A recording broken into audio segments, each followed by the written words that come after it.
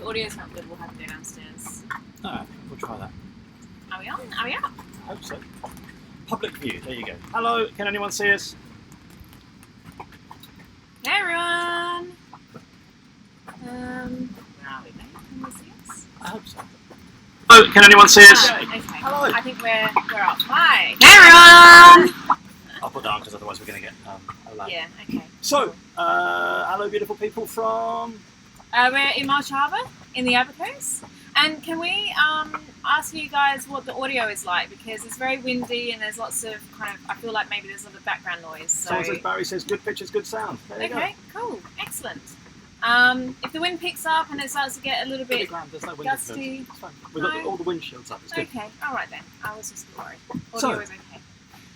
Sunday afternoon, 1 PM with us. Yes. It is sweltering hot.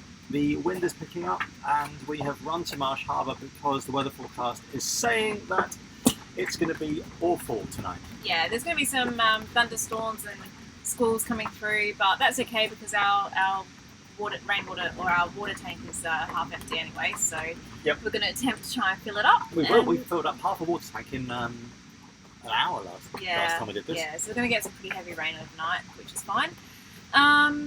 Okay, so how are we all today? I see the dude, exclamation mark.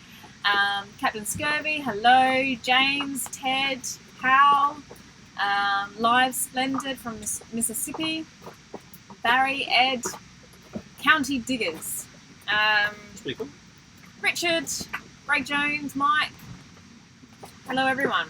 Okay. See, what drives me spare about YouTube at the moment is, firstly, like someone's message, which was just hi from New Jersey, was held for review. Yeah. And we've been demonetised already.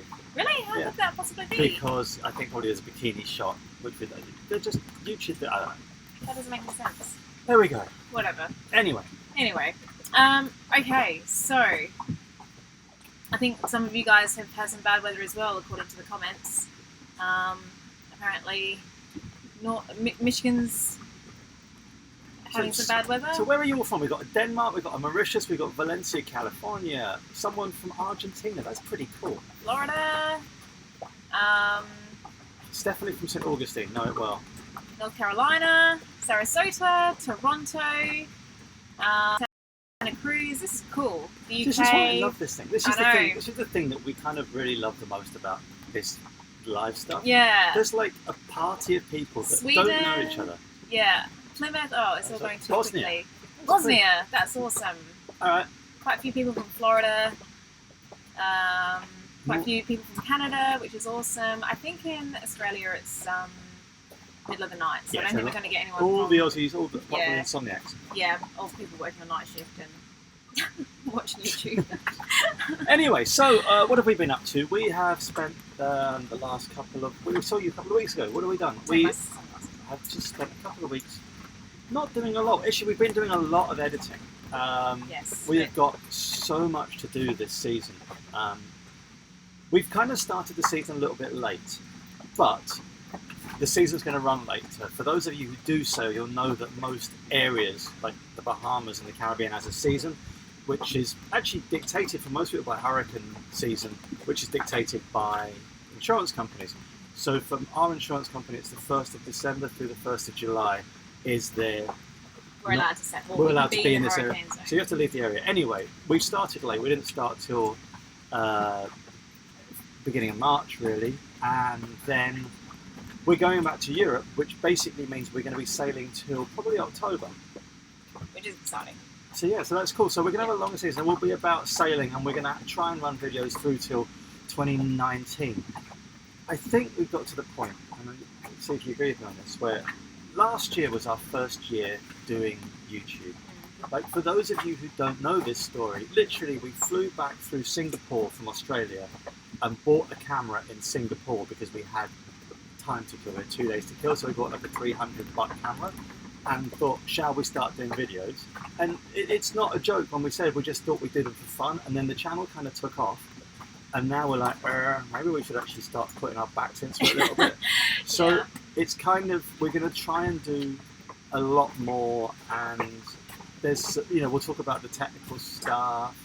But yeah, so there's a lot more work in it. And as you may know, Therese did most of the editing last season, which is still awesome. It still makes mine look like a kind of 3-year-old just playing with Lego and like spitting on it and then trying to put that out as a video. I don't know. I think that your editing is getting pretty bloody good. So, yeah. But anyway, the great thing is that we're both working on the videos now, so we're going to be able to give you even more content. And we've been working non-stop for about 4 days. We've literally just been in front of the computer all day long for 4 days straight, just trying to get loads of editing done so we can show you guys what we're up to. So I've seen some questions. Mike asks a very good one, which Nick can answer. What is the sail plan for the next few weeks? So for the next few weeks, well, we have our crew. My friend Shiner's flying in. Our friend Shiner's flying in on the 2nd of May, and after that, as soon as we have a weather window, we're heading straight for Bermuda. So that gives us about 2 weeks. We're going to stay in the Abacos. We've got some work to do. As with all the time here, you kind of have to pick your weather windows. I've got to go up the mast and do some work. I've got to, for those of you who know what this is, I've got to go and apply baggy wrinkle. For those of you who don't know what baggy wrinkle is, it will be all made clear in a video entitled... It is actually sailing carefully. Baggy wrinkle. So we've got to go and baggy wrinkle the spreaders, and I've got to just reattach the SSB aerial to the backstay. It's snapped. So I've got some work to do at the mast. That needs a windless day, and so we've got a provision. So it's one of these things where I know what's going to happen. We're going to think, we've got weeks, and then we'll be like, we've got 5 days, and then we're going to be running around like blue ass flies, trying to get provision, get water, get diesel, make sure we've got all the spares. But we're also trying to have fun at the same time. We're trying to like see nice things and do cool stuff, and yeah, so we're trying to actually enjoy ourselves also. There's another question. It's a good one. Sorry. Okay. Okay. Someone has said lots of buffering and stops. So can you guys let us know? Because we're being told on our screen that the connection is pretty good. So this is the best signal we're going to find. Yeah. Like literally, the tower is 100 meters away, and we've got a full 4G signal. So it looks pretty good to us, and we've got no other devices. So it can't get any better. So apologies if it is buffering and stopping. James B asks a good one, which is Nick, I know you do not like lightning storms. Is that true? I don't mind a good lightning storm? Well, I suppose the thing is you always get a bit worried. Well, we've got 65 foot of like metal poking up out the middle of the boat, which tends to attract lightning. Yeah. So Teresa, what bothers you about sailing? Nick actually asked me this question the other day. He said, what is it that you hate about living on a boat and sailing? And I honestly could not come up with a single answer. There's nothing that I dislike about it or bother. I mean, there's stuff that bothers me, but there's nothing that really bothers me that greatly. There's some inconveniences, but other than that, it's just like, for me, it suits me down to the ground. Well, what I would say is that we've been cruising now for almost 3 years. Yeah. Of which the first year that we spent in Europe, we spent so much time in marinas, because a lot of those kind of Atlantic coastal towns and cities just aren't set up for anchoring, because you just get the swell coming in, so you're always on a lee shore. So the last 2 years we've been at anchor since we got to the Caribbean, and one thing that used to not really upset me, but it's kind of like we got to the point where we're just ironing out minor niggles, and one thing was anchoring. And so we're going to put out a video about how to anchor properly. Now, I know that every single one of you who's watching this knows how to anchor properly, but you would be surprised at the number of people. Was it last night, night before, that big cat? Yeah. Literally, we were moored up, we were anchored off Hopetown. And this big cat came in, dropped its anchor, looked fine, bridle on, everything all perfect. And then after about an hour, and literally because we're just sat in the cockpit, so we look back onto them, they're worried about their anchor, they're just looking at it, tugging on it, reversing on it. Then they got in the dinghy and they was kind of scooting around in the dinghy where the anchor was, and then one of them had a mask on, was kind of sticking their face in the water and going around in circles. This is one of the best things about being at anchor with other boats. It's nice when there's no other boats around. Not that happens very often, but one of the best things is just watching all this stuff. It's just amazing. You get front row seats to all this crazy stuff. Stuart, thank you so much for the beer or swear jar token. That's fantastic. Anyway, let's get on with it. Let me just talk about this anchoring. Yeah. So the thing is, we know that loads of sailors, and we have seen loads and loads and loads and loads of sailors who just don't seem to get it. It's so straightforward, and the point I was getting to is that one of the things that used to really not bug me. One of my niggles was that I had this thing in the back of my mind: is the anchor okay? Is the anchor set? Are we going to drag in the night? Yeah. And over the last year, I just go to bed now because I know how to do it, and I think a couple of things changed. One thing that changed was we met a couple called Dave and Lucy. And Dave and Lucy, they were a lovely couple. They had both been super yacht crew on different super yachts. They got together as a couple, and then they bought a boat and kind of gone off to do their thing. They're really lovely people. We spent a couple of nights with them in St. Martin. Anyway, one night over beer, we were talking about anchoring, and he said, "This is how super yachts anchor. There's a way that super yachts are told to anchor and taught to anchor." And he told us what it was, and we were like, okay, we got 95% of that, but we've started doing it, following it down pat, and since we did that, I don't think I've ever worried about the anchor dragging. It just goes down, it stays, and it makes our life easy because I get to sleep. I sleep much better. So that's coming out. So there's going to be a video on supering yacht anchoring. Supering yacht anchoring. Supering and yacht anchoring.com. Okay, so there's been some other good questions already. Nick, you can answer this one while I'm searching for others. Dan says, I think I saw a banjo on board. Can you play us a song in future episode? So, yes, I do have a banjo on board. I have much probably to Teresa's chagrin, I have a lot of instruments on board that I can play. Yeah, I dragged the banjo out at some point. I kind of playing a lot of guitar at the moment. I've got some Martin guitars on board that I'm loving. So, Steve said, since you're already demonetized, I say it's full steam ahead with the battle language. Yeah, do you know what? This is the thing. When I'm on video, when Teresa's videoing me, I don't think there's anyone there, so I swear. When I know that you're all here, it's like being in front of my old patients, and I never swear. So it's I feel, it's strange. Okay. Someone says, do we use XM radio? No, we don't use XM radio because it doesn't exist outside of the States. Is that what we're listening to in the car? Yeah, the Pearl Jam radio. Yeah, okay. Is collected rainwater potable? Yes. Yes. Yeah, we've been potting it for ages. I've potted it so much I've swollen myself up. Yes, it's very potable. It's also potable. You can put it in pots, jars, even miniature containers. It is potable, yes. It comes out of the sky. I mean, yes. Obviously, if you're living next to like a chemical factory or like, But yeah, I mean, we have a filter that is on our tank, our water tank anyway. So everything goes through a filter before it comes out of our taps. Yeah. Yes, that's right, isn't it? Huh? Everything goes through a filter before it comes out of our taps. Yeah. It goes from the water tank. There's maybe a carbon filter. Okay, and also, not a question, but I'd like to see Nick express his thoughts on passage preparations for interpretive dance. I need to get my gold hot pants out of the dryer. Out the dryer? Yeah, I put my gold hot pants in. They shrunk a little bit, so I may be doing the dance with a slight frisk to my buttock. You're so weird. Okay.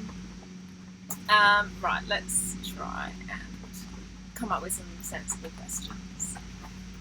Hello, everyone. Silly question, but what's with the fender that's been strung over the bow pulpit the last few videos? No, I love Is that still there? No, I shifted it. No. I love my friend Shiner with a deep burning love that only two men who sail together can have. But he ties everything to everything. Like, seriously, if you give him a ball of string, he's part cat. Anyway, very astutely, actually, I would say, mocking aside, very astutely, we were going down the ICW, and he's like, I'm going to tie a fender to the pulpit in case I need to fend off with it. So he's like, it's just a roving fender. But Shiner is really, really good at tying knots. Yeah. Like, it's super good at tying knots. I can tie bowline, half hitch, Monkey. monkey's fist, granny. And Shiner tied, I'm like, can't get this one. Anyway, that's what it was there for. It was a roving fender that Shiner put there very astutely. As I said, I think Shiner, the reason I love Shiner is, one, he's really good crew. He just gets on with it. He doesn't complain. He sits and reads his book. Secondly, he is a really bloody awesome sailor. He is one of the most competent sailors I've ever met. Yeah. He just knows that. I remember this, Shiner, we used to keep our boat in a place with a drying mooring. So we always used to have like mooring balls outside of the creek that we used to live on, or we used to keep the boat on. And so at the end of this weekend, there'd always be like 7 or 8 boats tied up to these balls just waiting for the tide. And Shiner always used to solo sail, and he was a bugger because he'd always used to come in a fast flowing river, solo sail, and he'd always sail onto the ball. He'd sail onto the ball, single-handed, walk to the bow, throw his strop over the mooring ball, drop his mainsail, and go back to his cup of tea. And he'd invariably always get a round of applause from everyone that was there. And every time he comes sailing with us, he gets this boat moving about a knot faster than we can. Yes. So yeah. Anyway, that's where it's from. Okay, so a couple of people have asked questions about future sailing destinations. Someone has asked, what would our, where do we plan? Any special places that you want to visit in the future? Asks Tony, and that was followed by William asking any plans for cold weather sailing. William, no. William, no, never. I hate cold sailing. Yeah, Nick is allergic to the cold. Actually, sorry, you carry on, and I'll explain when I will do cold sailing. No, go on. I want to know. When we've got a trawler or something with a full enclosed cockpit where I don't have to go outside. Well, yeah, okay, so there's your answer. I would love to do some kind of high latitude sailing, definitely, but Nick, we just have to overcome the pesky kind of thing about it being cold. But the second question on destination brings us on to our third question, which is based on our second question, which leads on to the fourth. It's to do with where we're going next and why we're going next. This boat, the Southerly 38, and all the Southerlies are amazing boats. Yes.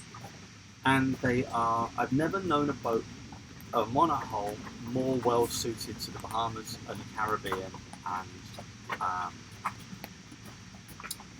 the ICW, because the mast is 63 foot. It's got a crazy amount of space inside. It has got it's beautifully well built, and it's got this lift keel, which means that we can get into 90 centimeters of water with the keel up, which basically means that we are open to just about every aspect of most anchorages in the Bahamas. When we bought this boat, when we decided to buy this boat, it was based on distant shores. Our friends Paul and Cheryl, we used to sit, I'm sure a lot of you have heard this story, and watch distant shores, and we're like, right, that's the boat for us. We want something that's really well built, that will take us across oceans, that will basically be like a tank, a beautiful tank with a lifting keel. And so one of the things we wanted to do was the Bahamas, and we wanted to do the inland waterways of France, which again is fantastic with the lift keel. And those two things, I think we want to tick off the list. The Bahamas we've done, and as I said, literally yesterday, we've been towing the dinghy around. We don't lift it at night. We've been towing the dinghy around for about 2 months now. So I went and I said, I better go and scrub the hull of the dinghy. Jumped in the water, and literally it's up to my shoulders. So I'm like, oh, we are shallow. But the boat's still floating. Yeah. So, we're in shoulder deep water, the boat's floating away. And that, for the Bahamas, is absolutely, it's a perfect place. It's absolutely amazing. So this boat, love it, absolutely love it. Want it to get back, want to contemplate doing the French canals either next year or the year after. And then we may consider moving to a different boat. We've got 3 or 4 in mind. I'm not sure. I'm sure that you've seen some videos about what we planned on looking at. Again, I think this boat, perfect for what we wanted. Want something different to do. To do further adventures. Okay, cool. So, someone called Niguchi says this is horrible. I suggest you go and watch something else then. Hang on, Niguchi also wrote, "Who wants to have sex with me?" Well then that kind of explains a few things. That's hidden from the chat, obviously. Yeah, I'm going to show it. So sometimes YouTube does get it right. And well, no, I'm going to put it out there so some fool can. What a dickhead. How is it with large crossings? Is that the second part to another question? As in, how's the boat with big crossings? I'm guessing. Yeah. Just block him. I'm going to block this Ted. Go to channel, put user in time, how to use it on. Do not add him as a moderator. God damn. Oops. Alright, so I just did. Okay. This cool. boat, okay, so this boat is amazing. And it copes admirably on long crossings. It's just, she's a little bit, the boat is built to maximise internal volume. And a lot of modern production boats have very, very flat transoms to do that. You look at the old, boats with like canoe sterns or that kind of go in, they're kind of much better downwind, they don't roll as much. This boat, flat transom, rolls a little bit. I love it. I absolutely adore this boat. But I think, and we could easily take her around the world. She's absolutely bomb-proof. And, we talked to some people 3 or 4 days ago that had bought a very big, very expensive production catamaran from new, and must have spent an arm and a leg on it, but he was already like upgrading everything. It's like the blocks, the tackles, the lines, the sheets, they're all subpar.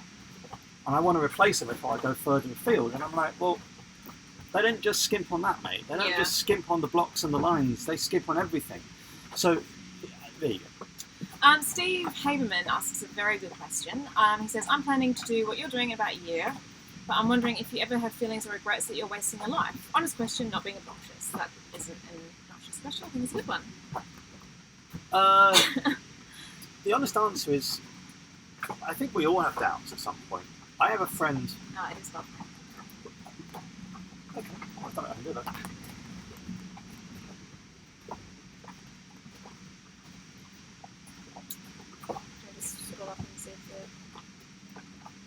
No, it's back. So I think we buffered a little bit. Are we back? Yes. Okay. So the question was, do you ever think we're wasting our lives in a non-obnoxious way? No. I have a friend called Michael who continually takes the piss out of me for wasting my life. And the thing about Michael is I've known Michael for 20 years. And the comments are always tongue-in-cheek but a little bit barbed, so it does make me at some point reflect and think, actually, am I wasting my life? I don't think I am. Well, I think that, if I can interject, I think that it depends on what you consider to be fulfilling. Some people consider, their career to be fulfilling. I guess that, we're kind of, I don't know, it's drilled into us from an early age. What are you going to be when you grow up? What are you going to be when you grow up? What are you going to be when you leave school? And the answer to that is usually a job. It's not anything else. It's I want to be a teacher. I want to be a nurse. And we kind of define ourselves by the job that we end up doing. So, when you kind of break away from that mould, I think that it's, you do have doubts, definitely, about whether you're doing the right thing and whether, is this what we're supposed to be doing? Is this wasteful, or is sitting in an office all day wasteful? I don't know the answer to that. But I think it has to come down to personal decision. And for Nick and I, we feel like we worked really hard to get to the point where we could do this, and I think we take a lot of pride in that. And now we're kind of reaping the benefits of that work, I guess. And we could have continued to work for many, many years to come and been, I guess, in a more comfortable financial position, or perhaps had a more fulfilling career. But I don't know, this to me is as fulfilling as it gets. Yeah, I think the answer is that sometimes there are moments of self-doubt, but then really, and there's no disrespect to, say, investment bankers. Investment bankers, and anyone else an investment banker, this is not meant to sound offensive, you don't do any good for the world, you just make money. Yeah. And you make money for shareholders but investment bankers don't add anything to the world, they just make the economy turn. So if there are, say, 2 million investment bankers in America or whatever there are, and 1 million of them disappeared, everyone would go, so what? If there were 2 million doctors in America and 1 million disappeared, it'd be like, oh, we've got a problem. So I don't really think that there are so many careers that don't actually give back to the world, that I don't think that you could argue that investment banking is just you making money for yourself so that you can be rich. And what do you want to do with that? You want stuff. But look, this is the thing. When I was working, I was fortunate enough to be in a career that made us enough money to do this, but it also made me enough money while I was doing that career to have the nicer things in life. The cars, the house, the nights out, the restaurants and things. And after a while, you just think, I managed to get to the top of the hill relatively young, and you look over and you think, actually, you know what? This isn't all it's meant to be. Like, money does not interest me.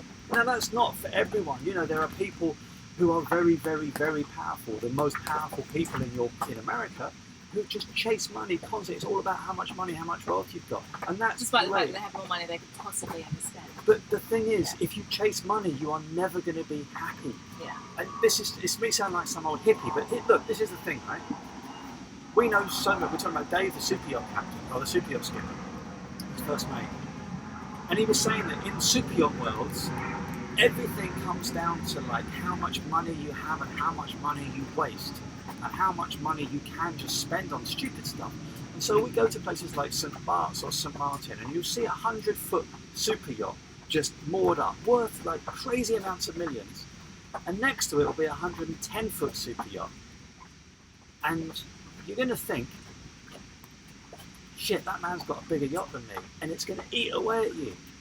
And that's the thing that gets me. Chasing money is just such a waste. There's always going to be someone with more money. If you don't have it, you're going to want it. And if you can't afford to eat, that's completely different. And if you can't afford all the things you want in life, that's different. But chasing money, chasing anything past the basics you need to live, I don't know. I personally, it may sound, a little bit pious or sanctimonious. This wasn't for me. Anyway, enough. On to more James' dad.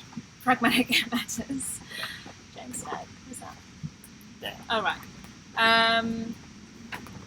Well, I actually saw before, someone asked, I can't remember who it was, and I don't want to scroll through all the questions again, but someone asked about the lift and keel and how much maintenance it involves, and we're going to make a video about this, by the way, because we get so many questions about the lift and keel. So the lift keel is an amazing, amazing piece of kit. It apparently, according to something, is every 10 years they have to drop the keel out of the keel plate and just make sure it's okay and put it back. That's it. But you've got to take it out, So take it back to Southampton. I don't think you take it back to Southampton. I'm not sure how it works. Anyway, someone says, Mark Sharper, I'm interested. Buyer when you feel like selling. Mark, if you are genuine about this, just email us. We'll sort something out. We'll sell you the boat for some goats and cats and a big bag of cash. The keel is an interesting thing because a lot of people think, centerboard. I've just got a centerboard. And the thing about these things is they're swing keels. Now, the thing about swing keels is as follows. Firstly, it doesn't just go down like that. It swings up, which means if you hit anything, the keel just swings up. So if you were to hit something at speed, you don't damage the keel bolts. It just literally swings up. The second thing is that the keel plate is about 3 meters by 2 meters. So that's 3 meters is 10 foot by 6 foot.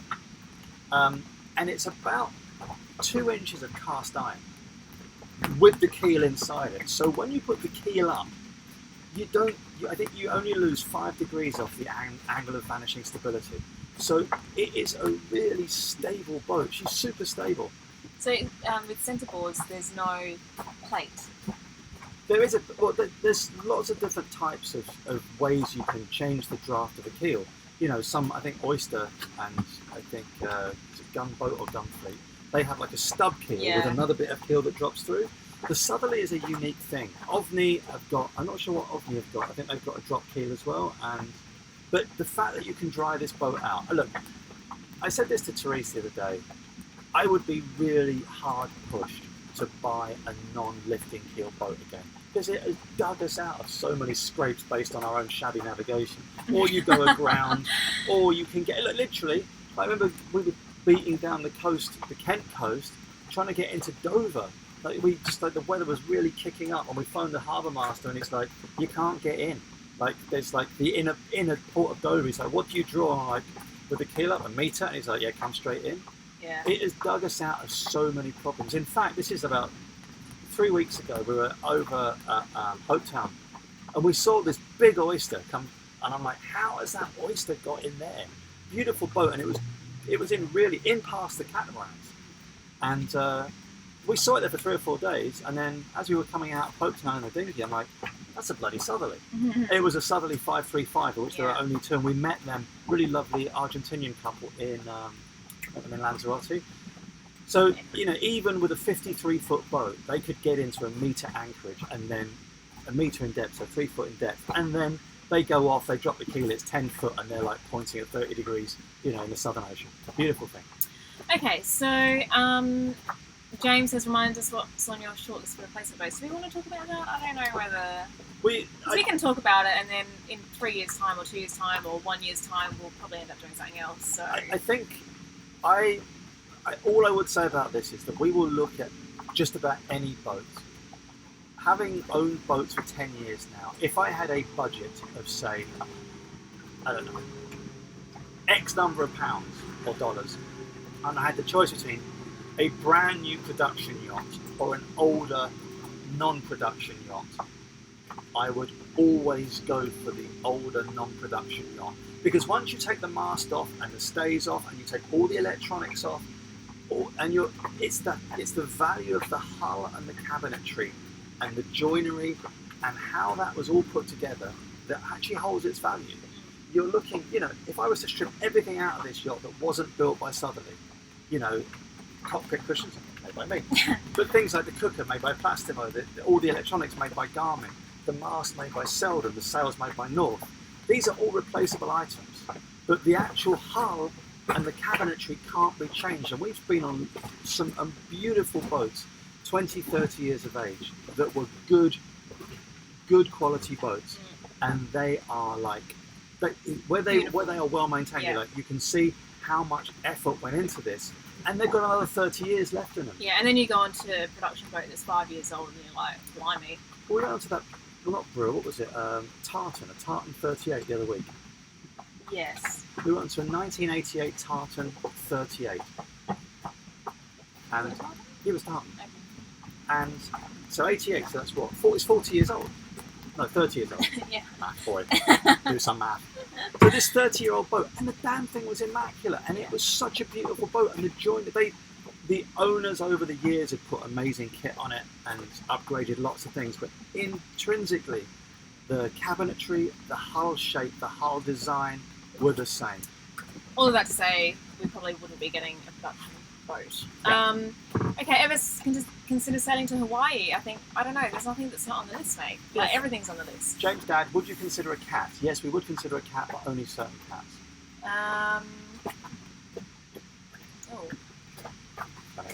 Yeah, sorry. There's a little glitch, there's a weird glitch. Glitch in your finger. No, it's not. It's not. When you Someone said, would we consider an oyster? I would consider an oyster. My friend, what are you doing? Nothing. Where are you? What have you done? Nothing. Okay, I'm just trying to get rid of some trolls. Spam. Why don't you just answer the question then? Yeah, we consider an oyster. Of course we consider an oyster. I like oyster. In fact, you know what? This is the one thing that used to annoy me about. Should I say Southerly? Should I go down this road? You already have. Oh, shit. I always used to... Southerly always, I found them to be... And this is old Southerly, before Southerly were taken over by Discovery, so new Discovery are very different. Old Southerly were... Some of their salesmen were the rudest and most arrogant pieces of work I've ever come across. When we ordered this boat, I actually asked my deposit back at one point because they were so rude. Oyster, who sell boats that are, goes up to like tens of millions before Oyster went bust, they're now back again. They were always so nice. And I think a lot of it has to the fact that I look like a vagrant a lot of the time. And I used to make a point of going to boat shows looking like a vagrant with no shoes and a beard and a shirt that probably smelled like kebabs. It definitely didn't smell like kebabs, and I wouldn't have been. It smelled like muffins. Muffins. No, muffins. Anyway, so yeah, I would consider an oyster. Annie says, I was wondering about pirates. I think there was another question about piracy. Any close calls? If so, where? No, absolutely not. There is a very good website called the Caribbean Safety and Security Net, and it's, the acronym obviously is CSSN.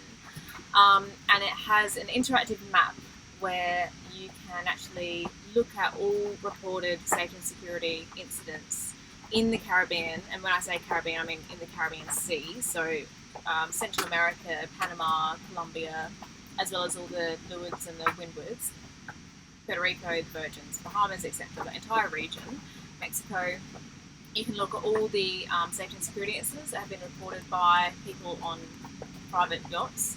I think it's since 2014. And it gives you really good information because a lot of them are quite detailed, exactly what the incident was, how it happened, what was involved.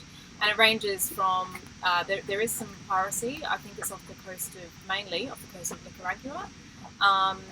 And in the Caribbean and Bahamas, basically the places that we've been to, there's no reported piracy incidents at all. Venezuela there is occasionally. Yeah, so south, a little bit south of Grenada, there has been. So you just have to basically, keep abreast with all the, the security incidents that are reported. As I said, this website is kept up to date by, I think, other sailors, and and then you just avoid the places that are known to have had incidents or kind of a pattern of incidents, obviously, and the problem is that, like, when we're in the Caribbean, the kind of Eastern Caribbean, there were a few times where there was an incident. For example, there was a very sad incident where there was a yacht that was boarded in St. Vincent, and I think the skipper was killed and another person on board was injured, and there was a bit of a spate of attacks or boardings over the course of a season, and this isn't like an organised gang. This is just one or two, usually men, and then once these people, if they're caught and if they're arrested and they're kind of taken into custody, which doesn't always happen, admittedly, then the threat is no longer there. So this isn't, a lot of the time, basically, is what I'm trying to say, is a lot of the time it is just one or two, like, people acting independently. It's not like an organised criminal gang in the places that we've been to. So anyway, that's my long-winded answer. And after cruising for 3 years, where do we get robbed? Yeah, I got my purse nicked in the US. So the only place we've ever had any trouble with criminals is Charleston. Yeah. Okay, so let's move on. There's a few people I need to block, so I'm just going to do that. Put user in timeout. Yes. Okay. Phil and Lyra says, what should I do now? I'm not just I think that we've missed some questions. I'm sorry. Who just gave us $5 for beer? Thank you very much. Yes. I think we're running a bit behind on the questions. I feel like maybe we need to be a little bit more succinct about our answers. We should. No. Where are we going? Woody says, where are we today? We are in Marsh Harbour in the Abacos. Yes, very, very beautiful. It's a little bit gusty, but that's okay. Andre highlights a point that I make on a regular basis, that doesn't matter how much your boat is worth, you are still looking at the same anchorage as every other boat. Yep. And generally, the smaller the boat, the happier the people on board. Yep. Although maybe like the less regularly showered. Someone actually asked that question. How often do you shower? We shower every day because we have a water maker and we have solar, and we usually have enough energy to run the water maker. So, I don't see But showers. the showers, I mean, for those of you who don't say, showers on boats are not like the shower you get like it at home where you're like 20 minutes, I'm just going to wash this armpit, and then 20 minutes, I'm going to wash it. Like, we try and stick to 1 or 2 minutes water per shower, which basically means you... I think we do a lot less than that. I'm trying to make it sound a little more hygienic than it is. True. There was a question before, sorry, I don't know, I forgot who asked it. Someone asked us if we are going to do a video on navigation and passage planning. The answer is absolutely yes. And we're looking forward to it. Oh, someone's just been very, very generous. I had to scroll down now to see who that was. Wayne, thank you. Thanks, mate. That's lovely. And thank you for all the comments. Wayne, yeah. This is the thing, okay. Hi there. Yes. So this is the thing. Floopy to do. the favourite thing to say. I need to say this. We were talking about this morning. Firstly, our competition. A lot of you will know this. We are running a competition at the moment to say thank you to everyone who has subscribed to our channel. But Teresa was saying, this is the discussion we're having. She was saying, it seems that we know who has been with us since the beginning. Yeah. We do. It's not like we're dumb. Like, we know those people that have followed us since we had like 5 subscribers, 10 subscribers. And we also know all those people that may have just been with us for a couple of weeks. But we also know the people that really engage with us all the time. Yeah. So Wayne, and there's a list of others whose names pop up that always comment and always like Christy is always. We actually found an app that shows you like your most kind of like the people who comment the most, the people that post the most, the people that like your things the most. So Teresa was saying it seems slightly unfair that all the people that may subscribe just to enter the competition, which is absolutely fine, because what we welcome if that's welcome you. to all of you. But it's also we also really do appreciate a lot of people that supported us when we were like just doing this from parents. Yeah. So thank you. We'll have to give that some thought. We're going to try and find a way of making sure that those have been with us since the beginning. Yeah. There are 5 runner-up prizes, by the way. Yeah, I know. So, I know, of course. Yeah. And we'll listen to me. Sorry, Dave. I know you told me. The competition thing is amazing, and it really enables us to engage with loads more people, which is kind of what we're trying to do. This is about growing the channel is actually really, really amazing and fun. So growing it is amazing. Bob, again, thank you for that. Thank you, all of you. This is kind of like really cool. We're gonna have loads of beer tonight. So it is. So we're gonna do another competition at some point. There was some fool who commented. I think it was like we put the competition live on Friday, and some bloke's like, you're in bed with Mantis anchors. What a pity. And I'm like, duh. How can you get your knickers in a twist over an anchor? Like what? How much of a bad day? And we're not in bed with anyone. Mantis are a great company. They've been very supportive, and they're sponsoring this competition. So and this is they've got some cool products. So yeah, they do. And look. And also, can I just say, I don't think there's anything wrong with supporting these small family-run businesses. You know, they are trying to engage with our followers. They help a lot of other YouTube channels out, and you know, they're great people. And this is actually a little rant. And can we just say, first before you start ranting, because I know that it'd be hard to kind of cut you off, Mike and Adam, thank you so much. Thank you so much. That is really, really lovely. I feel like maybe there was someone else I missed. And Bob. Thank you all. So thank you. This is a little thing about small companies. I put this into a video, then cut it out because it's just been banging on that stuff. When we go to the boat shows, there are a lot of companies there that are huge. Like Christy DeBell is it? Woo! Yeah, we were thinking of you. We always yeah. So anyway, sorry. Right. So we go to boat shows. There's loads of big companies like Garmin, Roman, all the big electronics companies. There's companies that are like, you know, huge, Selden, big marketing.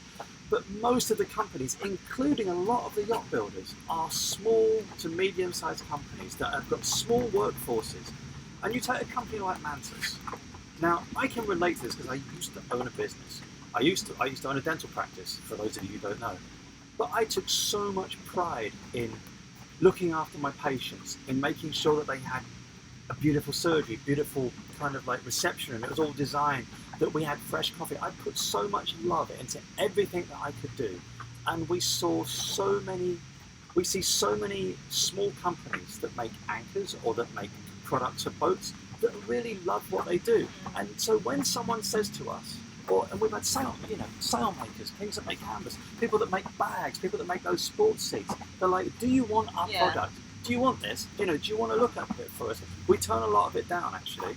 But so many people are giving us almost, something they put love into. And it sounds a bit like kind of like hippie-ish, but you really appreciate it. And when you see someone who's trying to make something that they believe in and they want to give it to you, we appreciate that far more than, say for instance Coca-Cola giving us a case of Coke. Not that they ever have done or probably ever would do, but you're getting something from a small company, and we do believe in it. So for someone to say, you're in bed with Mantis, kind of missing the point. You're missing the point. Mantis anchors, and it doesn't necessarily have to be Mantis, it can be sporter seat, or those. We have actually a page which I'll link to once this chat is over. I'll link to in the description, We have a page on our website with the companies that we work with, and they fit this description. But small companies who are passionate about what they do. And before, there's probably a couple of naysayers on again, oh, well, you're just throwing names out so that you can get mentioned. No, not at all, because there's other companies like boosted boards. I bought a boosted board, full whack. There's a lot of things we buy that I want that cost full price. I'm like, I want that. It's going to be good for us. Again, these are companies, there's people that have thought, oh, you know what, I have enough faith in my ability to sell this product that I love that I'm going to put it out there. So to whoever it was that said that was disparaging, besmirching the good name of small companies trying to do their best to get a product out that's going to help and in the process make themselves money. Good on them. That's the American dream, right? Yeah. And I always used to say this to my business partner, Greg. If you put service before money, you will make money. If you put money before service, you will never make any money. So we never thought about money. We never did. And so these companies are not thinking about money. They're thinking about putting stuff out that they love. And probably also putting food on the table. Yeah, but of course they are. No one does work for free. But, you know, you can see when enough of the food. Kezia, who has also been with us for a very long time, said, how was your sourdough? Everyone, I made sourdough bread for the very first time today, and I'm pretty bloody excited. It was absolutely amazing. Just quietly. Just to blow my own trumpet quickly, it was very, very... Now, we do have to give a shout out to the baking... Yeah, Sailing the Bakery. If you guys are on Instagram, then Emily from Sailing the Bakery, which is her Instagram username, she gave me her sourdough starter, and she literally, like, the number of messages that I sent her asking her very stupid questions about how to make sourdough, which she very patiently answered. Yeah, she's basically the reason my sourdough is currently edible. So thank you for, thank you to Sierra and Billy. Yeah. We haven't Why done, are we thanking Sierra? For teaching us how to spearfish. Yeah, but that's a bit of a random segue. No. Okay, so sorry. The thought that I didn't come out with was about us being self-sufficient. Yeah, I know what your thought was. So why did you... Anyway. Because you... So basically, as you may know, we met up with Tudors in the summer a couple of weeks ago. Yeah. They are super, super nice people. And they are both fairly incredible spearfishers. Yeah. So they fed us. They took their spearfishing. The video will be coming out 2 weeks from today. Or 2 weeks from... Friday. I don't know. In a couple of weeks' time. And they took us spearfishing, and Nick and I were rubbish. Teresa managed to tickle a fish with a spear. Nick actually did spear a few fish, but they were quite small, and got them through the guts. So got them in the guts. Yeah. But anyway, Billy and Sierra fed us, and it was lovely. There was a question. Yeah, we're still up here, baby. Like, we need to just miss some of these, unfortunately. All right. Oh, it's okay. Hello from Charleston. Woohoo! Hello, Corrie. Actually, County Diggers. County says it's hit the like button. Hit the like button, please do. SV Mana. You've been very friendly and welcoming. Thank you. Phil and Lyra, hello. David Vine mentions Tula. Amazing. Yeah, we really. Do you know what? Yeah, they're just super laid back. They are, like, this is the thing, right? There's so many sailing people, like boats that we think, you know, or sailing channels. You think, is this what you get? Like, is what you see on YouTube what they actually are? Or when the cameras are off, do they kind of pull off these masks and underneath there's lizards? That's what I always kind of think. It's like, I have to say, Billy and Sierra, we just basically fell in love with them completely. I wish that we could have continued hanging out with them, but they had to head off. Omar says, would you tailor recommendations differently for someone who's just a day sailor or maybe weekend cruiser or holiday cruiser? I'm assuming you mean as opposed to like a liveaboard cruiser or doing kind of more long-term offshore passages. Yeah, we started. Definitely. We started as day sailors and then weekend sailors. Yeah. I think all I would say to you now is that what has changed with me in the last 2 years is that when we bought this boat, we actually thought to ourselves, this is our forever boat. I think we did think that. Yeah, we did. And I think now we have enough experience, and we've lived on board now for 4 years. We have enough experience to say that whatever you do, you should buy a boat with a 5-year plan. It should be your boat for 5 years. Yeah, not your forever boat. There is no forever boat. There's no boat that is perfect for everything that you want to do with it. I mean, our friends John and Sandra, they bought a beautiful Discovery 55. they've done their big trip and now they're going to downscale again. Yeah, so they're back in Europe and they say, well, we don't need a 55-foot yacht in Europe when we have to store it for half the year because, of course, in Europe over the winter you have to store it. So your plans will change. Hang on. So Piston Burn says, love you guys. When editing, how do you keep the files from filling up on the hard drive? Yes, I have a MacBook Pro and 4K stuff. Yes, this is a big problem. So this is a bit of a work in progress for us at the moment. We're not entirely sure what our workflow is going to look like because we've gone from having our little Sony compact camera, which had relatively small files, to using our Panasonic Lumix. Why can't I speak all of a sudden? And it has 4K capability. And we also use our drone, which is 4K, and the GoPro, which is 4K. And yeah, I mean, suddenly, you know, the file sizes are absolutely ginormous, and it's really difficult. External hard drives. Yeah, so we have external hard drives, but you know, they fill up fairly quickly. And of course, ours got damaged last year, so we always run the risk of having damage done to them, and then we can't access our files. And then you say, well, we can have a backup hard drive, but then you're spending a lot of money on just backup. So all of that to say is that as soon as we are somewhere, probably when we're back in Europe, and we have some decent, good, fast internet, we're going to start using cloud storage. And we also have decided, unfortunately, that even though our Panasonic, which is our main camera now, has 4K capability, we don't usually shoot in 4K. We usually shoot in 1080 because the 4K files are just way too big for us to manage. Yeah, the processing time for the processing time is a lot. Yeah, and you can it slows down Final Cut Pro so noticeably, and then you export, and then obviously if you end up exporting a video in 4K, then that's all very well and good, but then you're uploading this huge file size to YouTube, and most of you guys are watching YouTube. Well, correct me if I'm wrong. I think most of you guys are watching it on your laptops or tablets in 4K, or whatever. you'll see my grey hairs. And if you're watching a 1080 video on a big TV screen, then it still looks pretty good. I mean, 4K obviously looks better. Yeah, it's full HD. Exactly. So, you know. It will come. Yeah, it will come, I think. Yeah. You know, the other thing we need to be aware of is that, you know, we pay a lot of money for internet here just to, you know, run these the live chats and the uploads. We have to do with a cell phone and a SIM card. So, you know, the file size would quadruple, even with compression software. So I think for the foreseeable future, we'll be using 1080 as an upload speed. Yeah. Okay, cool. So, rightio. Phil and Lara say something very kind, which is that we're their favourite sailing channel. That's huge. How many sailing channels are there now? 5 million. There's loads, so that's a really big compliment. Thank you. So while I've got everyone here, have you all entered the competition? I think someone has just been very generous again. Farming. Omar, thank you very much. Have you all entered this competition? And Dallas too says, hey you two, Dallas here. Love the videos, keep them coming. Hope to see you both in the Bahamas soon. Are you coming to the Bahamas? Well, listen, if you you better come to hurry the up Bahamas, because we're going to be leaving in 2 beers weeks. on us. So our competition to win some really cool stuff actually. So there's competitions running. It's around 4. Actually, we're going to do the draw for the competition. I think 2 weeks today. Yes. Unless I buggered up the software in the competition. So yeah, it's 2 weeks today. So yeah, you can win some really cool merchandise. There's t-shirts, there's hats, there's other things you can win. So just pop over to the video we put out on Friday and just enter. There you go. If you're watching this video after the fact, then we'll... Competition's over. You didn't win anything.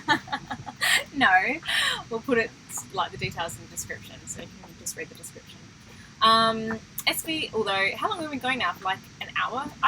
People watch these live chats after the event, and they watch the entire thing, even when it's like an hour and a half, which I find amazing. If you're doing that right now, then thank you. Like, I just couldn't sit through it myself. There you go. Anyway, so what were we going to say? So SV Mana says, I'd love to try out some canal boat cruising just to see how often I'd fall in working those locks. Do you know what? We saw someone fall into a lot, didn't we, in Haybridge Basin? Yeah. Did we? It happens. Hang on a second. Phil and Lara said, would our new boat be called Ruby Rose 2? Yes. Yes. Yeah, absolutely. Ruby, for those of you who don't know, Ruby is my grandmother's name, or was my grandmother's name. Rose was Teresa's grandmother's name, so it has a huge value to us as a kind of emotional thing. Emotional thing. Is that the right word? Yes. Yeah, emotional. It's an emotional link. So I see it. So the next boat will be called Ruby Rose 2. Sentimental. Okay. David says, "Do you two have children?" No. If we had children, you probably would have seen them by now. They're in the bilge. They're in the bilge, sewing together footballs, stitching footballs together to make us money.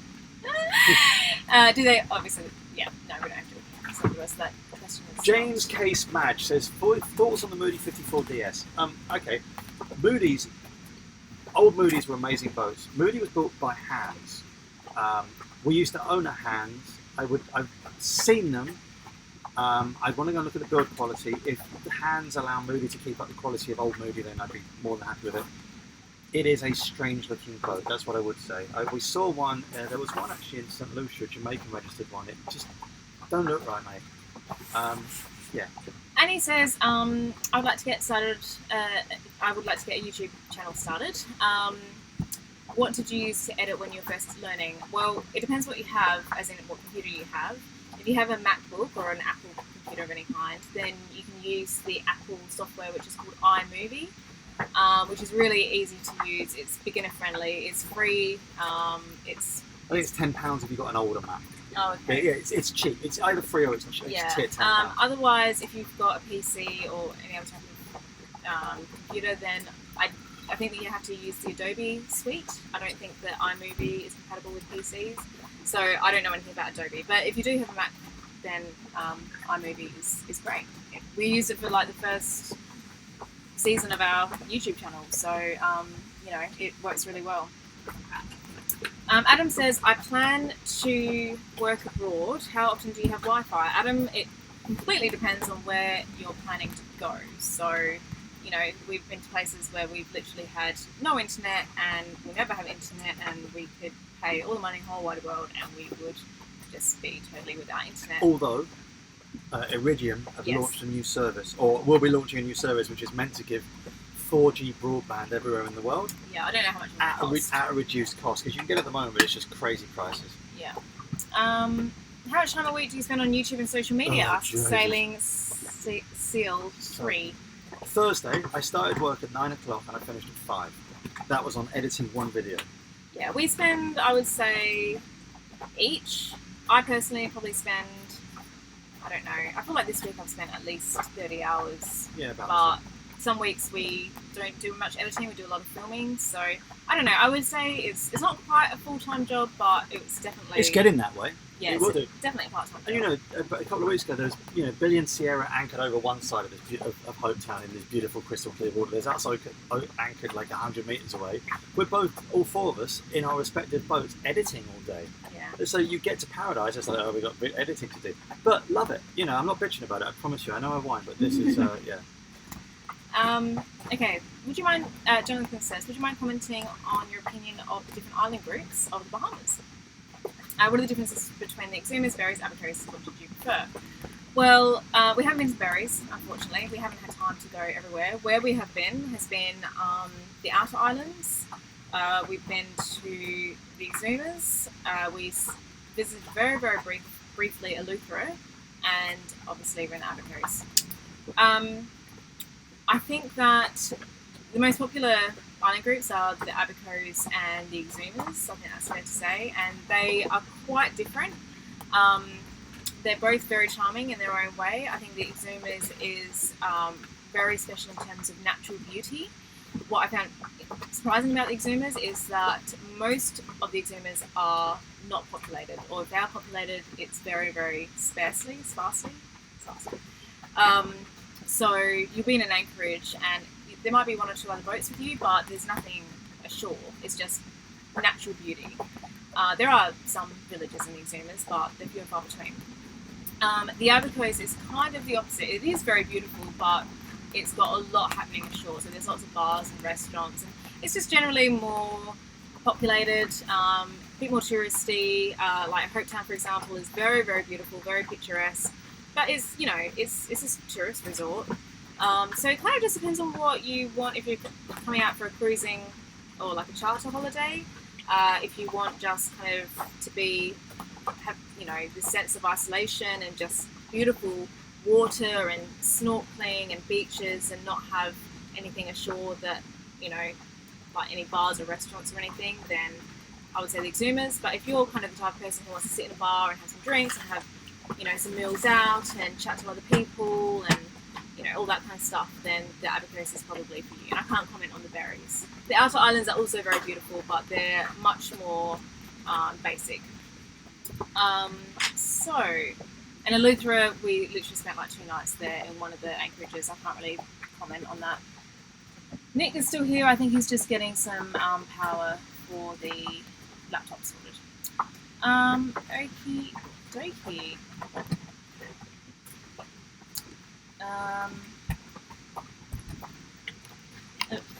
Excuse me, guys. Just getting plugged in. Good. So who have we got now? Just joined. What's the here?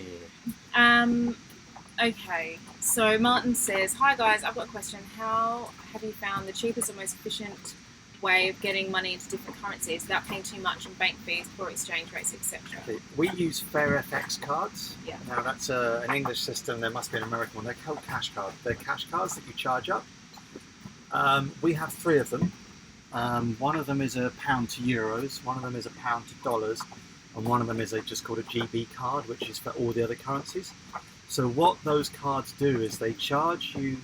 You top up on an app linked to your bank account or to a debit card that's from your bank, and you get the exchange rate of the day within 15 minutes of the time at which you look at the app, and it is guaranteed to be, I think it's 300 points below base rate, which is really, really good, and there's no card transaction fees.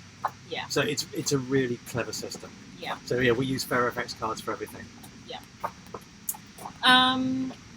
How difficult is it to change a boat name? It's not a legal issue. I mean, in the UK, there's Part 1 and Part 3 registers. Part 1 is where is an old commercial thing where you get a boat mortgage. Changing it isn't actually that difficult. You've got to go onto the ship's registry and change it. There is, of course, the superstition thing about changing a boat name being bad luck, and how you have to do some dance around the boat at midnight naked, drinking something. I don't know. We actually had some questions on Facebook, on the event that we posted for this live chat on Facebook. And I don't have them in front of me because I'm very badly organised and turned off the tethering and everything, so I can't. That's there, babe. It's there. You look it I up, can look it up? Okay. and I'll answer some questions. Okay. Robert Torres, your thoughts on Nordhavens? I love Nordhavens. We went on one. I've got Nordhaven envy. They are so super expensive, though. They were really expensive. Like, we looked at one because when Simon and I were going down the ICW, we saw I think we looked at a 46, and they're like $1 million. But they're so well built. They've got a 3,000-mile range. I did have trawler envy. Not gonna lie. Not gonna lie. Bob Lewis says, "How come you're not on Patreon?" We've answered this before, yes. but I'm going to answer it while Teresa's actually. We made a choice not to go on Patreon, and that choice still stands. I'm not saying that it won't change in the future, but for the time being, we chose not to do it, and the reasons are as follows. We got to a point last season where we didn't know what we were going to do. We thought we were going to end up taking a break, and we didn't think it was very fair on people that were going to be our patrons to kind of not give them like at least 12 months of guarantee this is what we're doing. That's the first thing. The second thing is that we look to, I think our friend Alison said this at one point, as soon as people actually pay you money, they actually start giving you money rather than just contributing through things like this or through YouTube, which doesn't charge you to watch, it buys their opinion. And we didn't want people saying, well, I want you to do this. It was just about keeping our freedom. And there's other big sailing channels that have kind of, a lot of people use Patreon, and I have no problem with that at all. It's just, it's not for us at the moment. As I said, at the moment, if I was to look to what we've spent on this channel, it's thousands. It costs us so much. If we were to put into, like, everything we've spent on camera equipment, upgrading laptops, drones, this, that, and the other, it's probably tens of thousands when it comes to laptops. I hope so. Or 2 laptops. Anyway, but that's not me bitching about it. It's just, it is an expensive thing to do, and you kind of, YouTube pays the money back very, very slowly. So it's a kind of long investment that you'll get it back eventually.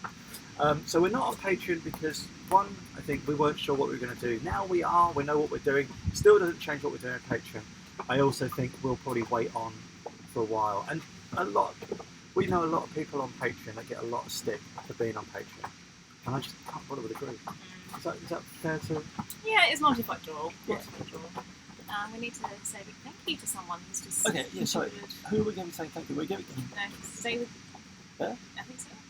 Yes. Wretched Beast, thank you very much. Have a beer on the Wretched Beast. I'm stuck in New Bern, North Carolina doing boat work. We're getting to the point of just saying to the hell with it. Ah. Listen to me, Wretched Beast. Here's a little piece of advice for you. Sorry, $49 buys your advice. Yeah. Just go. I mean, this season's clocking on a little bit now. But as long as the boat's got an engine that works, just go. Because there are so many people that get marina bound. Whereas our marina in South Carolina, and which is kind of like, it's the place we've been the longest, because it's a Liverpool marina, and then our home port of Konya, which I miss terribly. There's so many people that get stuck there. They're like, I was going to go this year, but then this happened. I was going to go next year, but then something happened. I'm going to go in a few years. Just go, because some part of a lot of people is just trying to find excuses for not going. So the quicker, just go. Even if you just go 100 miles down the coast, just once you've set sail, you've kind of broken the psychological shackles of emancipation. And on that note, I'm going to actually answer a question that we got on, as I said, on Facebook when we posted this. Just like, Sasquatch, yes, we're off to Bermuda in 2 weeks. Carry on, off to you, please.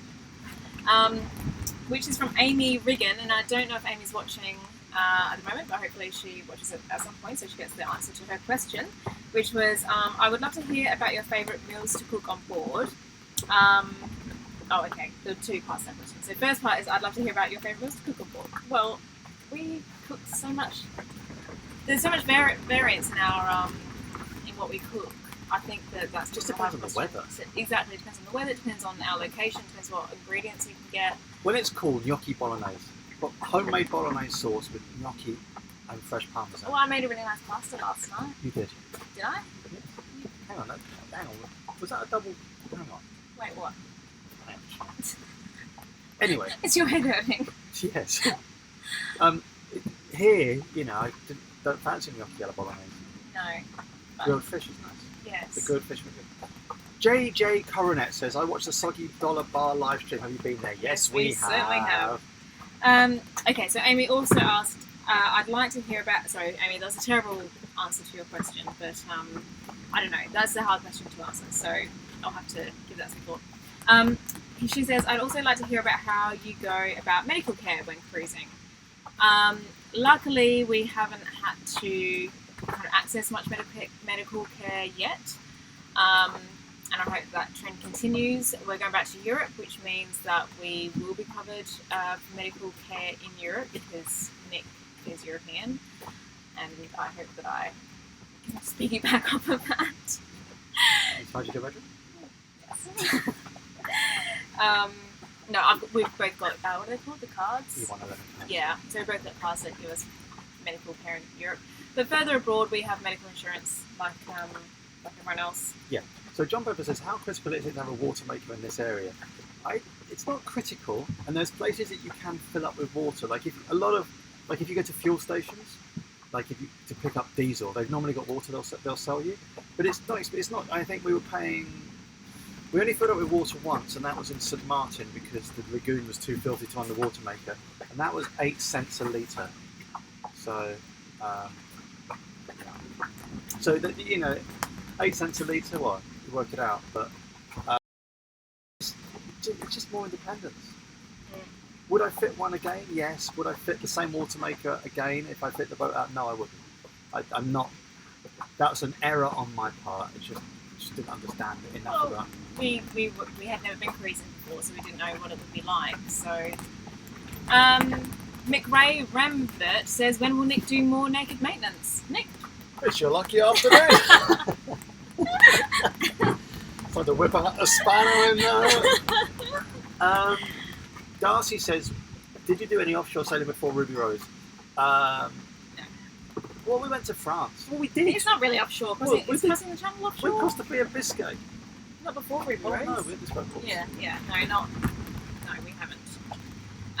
Christy says, think of ordering some bovril. Now she's just teasing me. You don't want bovril in this weather.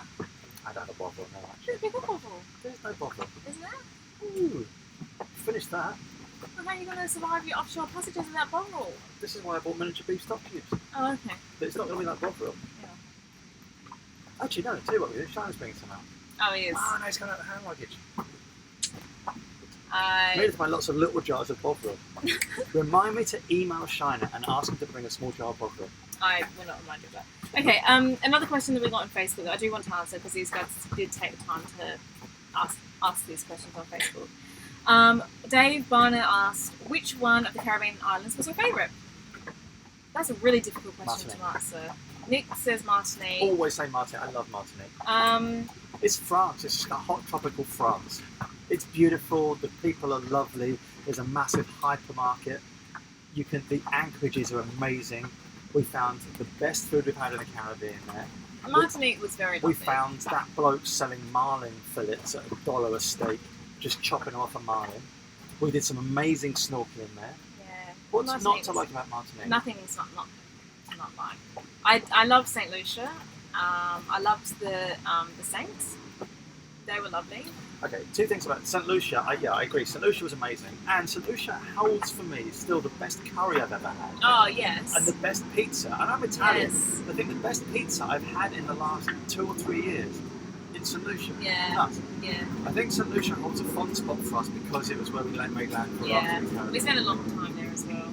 And the Saints, it's all changed since we left. The week after we left, they put down mooring balls. They made it into a mooring field. I know. Someone just gave us money. Who is this Aw. man? Billy Newport. Thank you so much, sir. That's very kind. Now. Okay, Dan says, what do you think of the southerly 420 centre cockpit? I went on one actually, a boat show in London one, and actually, yes, I like it. It's a lot of money for what it is. I like the southerly someone asked about the 480 Distant Shores 3. As soon as Paul and Cheryl come this way, or within 100 miles, I want to go and see them and have a look around that boat of theirs. The 480 looks like a beautiful boat. The 420 had some really, really cool features on it that I thought was very, very clever. If I had the money to buy a 420, would I buy a 420? I'm not sure. That's my answer. I think there are other boats on the market. As I said, I think it depends what you want to do with a boat. Like a boat of that size is built to circumnavigate. Is it the best boat to circumnavigate? But not sure. Not sure. They're buffering again. Oh, we're back. There you go. I just want to have one more question answered from our Facebook page, and then we can move back onto the questions in the chat. Steve is currently racing in Ramsgate today, so I hope that you've got some good weather, Steve. He's going to watch this live stream after the fact, and he's going to look forward to it because he will be sitting in traffic in London. So yes, I will be sure to answer your question in that case, Stephen.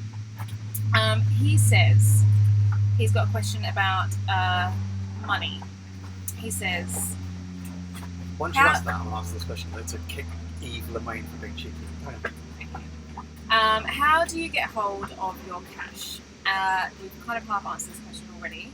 When different islands use different currencies and not all have cash machines. Provisioning at a food market that doesn't take cards, for example. Is this part of your passage planning? Do you research this in advance? It's never been a problem. Yeah. So, Stephen, we've never had an issue with that. We have been relatively lucky because in the Caribbean, well, obviously in Europe, everywhere uses the euro. In Morocco, is Moroccan Dinar. rupees? Dinar. Okay. Dinar? No, I can't remember. What's the currency in Morocco, people? Dinar. Anyway. Whatever. So, when we got to Morocco, we sailed into Rabat. Rabat is ATMs everywhere. Yeah, there's ATMs everywhere. We've never not found an ATM. And yes, we plan, if we're going somewhere, a country that we don't have any currency for, then we plan for our first port of call to be like somewhere with an ATM, hopefully. But that will always be the case anyway, because your first port of call has to be a port of entry, and the port of entry is almost always the main harbour or the main town. But we also always carry American dollars, which usually can get you out of the worldwide currency. And most islands in the Caribbean are either Eastern Caribbean currency or euros. The European ones are euros. And then as you go further north, you have US dollars, obviously, and the USVIs in Puerto Rico, and then Bahamian dollars in the Bahamas, but you can still pay in US dollars in the Bahamas. But yeah, there's ATMs everywhere. But yes, if we were going somewhere where that might have been a bit trickier, then we would, as part of our overall planning, we'd make sure that we have local currency. Something I do want to point out that leads me onto this. When you arrive in a country for the first time, you are meant to tie up in a marina or at a dock. You're not meant to anchor off. There was some people on the radio the other day that said that they anchored off Green Turtle Key, and the customs weren't happy. And when I came into West End, I anchored off and went in. Is that just the Bahamas, or is that every single No, country? because you have to give the customs the ability to board your boat and inspect it. And they don't they want you to come into a dock. I mean, in all the Caribbean islands, we never went to marinas to clear in, and customs boat used to come in the BVIs, didn't they? Mm-hmm. So if you go into a marina when you first get into a country, which is normally what happens, they'll be able to tell you where to get money. Yeah, or just anyone on the street will be able to tell you where to get money. I want to just answer these questions. Okay. Eve Lemoyne says, "How's the Rum Fund different to Patreon?" This is why it's different to Patreon. Patreon, people pay you an amount for the videos you put out, so they're kind of paying you for your work. When the Buy Us a Beer thing, we get so many emails saying, "Look, we know you're not on Patreon, can we just buy you a beer?" So we just put an icon for PayPal. And okay, I know that you go, well, it's the same thing. We're not asking for money. We've never asked for money to do this. And we've never asked for money to run what we're doing. It kind of like, I don't know, at the moment, I don't want to run a two-tiered system whereby people on Patreon get access to certain things, where people on Patreon get previews and stuff. I'm not saying it won't happen eventually. It may never happen. We have no plans to at the moment. But we're not, everything we put out is available to everyone. We're not compartmentalizing our patrons or giving our patrons more than everyone else. So that is the difference.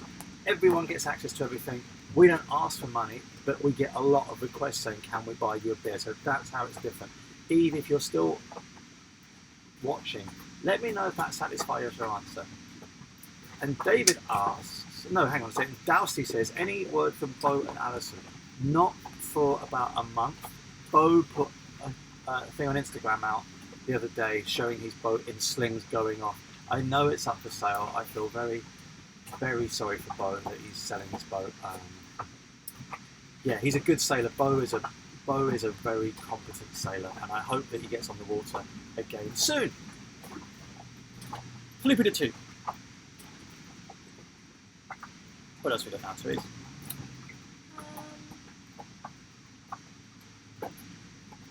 Alright, let's have a look. No, Morocco is not Schmeckles. Okay, Sailing Starbucks says, "Nick, which make and model did you choose for your first boat? Inspired by your videos, we decided to buy our first boat and sadly cannot afford a southerly." Okay, I've owned 3 boats. The first boat I owned was a 1980 Jaguar 25, which is loosely based on a 1980 Catalina 25. I think it had the same hull mould. Absolute dog of a boat. It didn't sail to windward, it didn't sail downwind, and it didn't do very well on a beam reach. But I love that little boat. It was a 25 footer. I just got to learn boatcraft, like woodworking, engine maintenance on that. Subsequently, I bought my first boat in 2006. I've spent a lot of time around boat yards, and it's not difficult to find boats that kind of have almost been abandoned by their owners. I think really, what I would say, Sailing Starbuck, email us. Is our new email or is our regular? You can just contact us through our Facebook, yeah. And I'll give you some more pointers. I don't know what your budget is. Like if you're like, we can't afford a southerly, if you're like, well, I've got $10,000, it's a difficult difference if you've got $100,000. So firstly, it depends on your budget. Secondly, it depends on what you want to do. And as I said earlier in this feed, try and plan for 5 years, what you want to do for 5 years, not forever. And then that's a good way to start. Anyway, Samantha, thank you, Samantha. It's so kind of you. Random sundowners. Yep, we'll be getting to those We will, later. yeah. Don't you worry about that. Okay, so I love how she plays with her hair. I know it's a. maybe I should play my hair as well. I always play with my hair. Okay. It's a habit I've had for my entire life. Bobby Fox, Bobby. Any thoughts on the Island Packet 485? Would love to see an episode with you guys on cat versus mono. So this is going to be quite a long answer. Sorry, Trace. That's right. Do you have any thoughts on the Island Packet 485? Why don't you give them your thoughts on the Island Packet 485? I didn't actually listen to the question. Oh, this was I already zoned out. What was the question? Island Packet 485. They look like a biscuit colour. I don't like the colour. You can get That's white my ones thought. and you can get blue ones. I wouldn't ever recommend anyone buy a blue boat and take it to the tropics. They just heat up so quickly. Island packets, I do actually like them. There's a lot of stuff on island packets, I think. I've been down below. They're very well made, very well appointed. I like the fact that a lot of them have boom jibs, which I think is a nice feature. A lot of them are cutter rigged and they've got good hull shape. That's what I would say. So have as a build, amazing. It's just small potatoes, but you know, They're very popular. building a boat and buying a boat the colour of a digestive biscuit is not what I want from a boat. And anyway, and cat versus mono. So this is what Teresa and I were talking about yesterday about cats. It's a kind of ongoing conversation, isn't it? If we sell Ruby Rose, now for those of you who just tuned in, don't start thinking we're selling her. We're not selling her at the moment unless someone offers us a foolish amount of money to take it off our hands. We would look to seriously at another boat to go circumnavigate. And I think that's what we're going to do. So next year, for those of you who haven't already, it's going to be the Mediterranean, maybe the French canals the year after, and then we'll seriously look at what we want to do. If we cross the Atlantic again, it probably will not be in this boat, but I imagine it will be in something different. Only because this boat served its purpose. The purpose of this boat was to get to the Bahamas and have, 2'8" of draft to be able to get into places that no other monohull could. And in fact, we can get into places that catamarans can't get into because we have we have a skeg, which means that we protect our propeller. A lot of cats have sail drives. They can't just dry out like that. Anyways, so we would look seriously at probably one or maybe two brands of catamaran versus some of the kind of bigger non-production models. And before we even entertained a cat, I'd want to go to the manufacturers, do a factory tour, and also I'd want to spend a week living on one. Yeah. I really would. And I don't mean living on one, sitting there drinking gin while sitting in a hammock in a sarong. Can we do that a little bit as well then? Damn straight. Damn straight. I want to sail one, and I want to sail one hard. I think that these, the big cat, actually, strange enough, the big cat I'm looking at, the boat next to us, which we're quite envious of. Yes. I'm not going to mention it again, but there's one brand of cat that we would seriously look at on our shortlist. They are beautiful inside, not so pretty outside, but they are proven circumnavigators. But I want to go and see the factory in Argentina. There you go, there's a little hint for you. And I want to go and sail one hard for a week. So I have concerns over living on a catamaran and sailing a catamaran hard. One of those concerns is hull slap. I think the bridge deck design has to be of a certain caliber with the engineering to stop you getting like a really kind of prominent slap in big seas. I know that Shards did an episode on a catamaran and he just said, I cannot deal with the hull slap. The other thing is you get double wave motion where you feel every wave twice because you've got two hulls, and I want to see how I cope with that. I may find that after a week I'm like, I just can't deal with this. I also, want to look at their sailing performance. Downwind, beam, reach, they're fine, but, we don't really do upwind sailing anyway because I don't like it. It annoys me. Plus all that stuff goes everywhere. Exactly. So cat versus mono, Nothing's ruled out. Nothing's ruled out. As I said, I have huge, because we're anchored next to this beautiful cat, I have huge cat envy. There you go.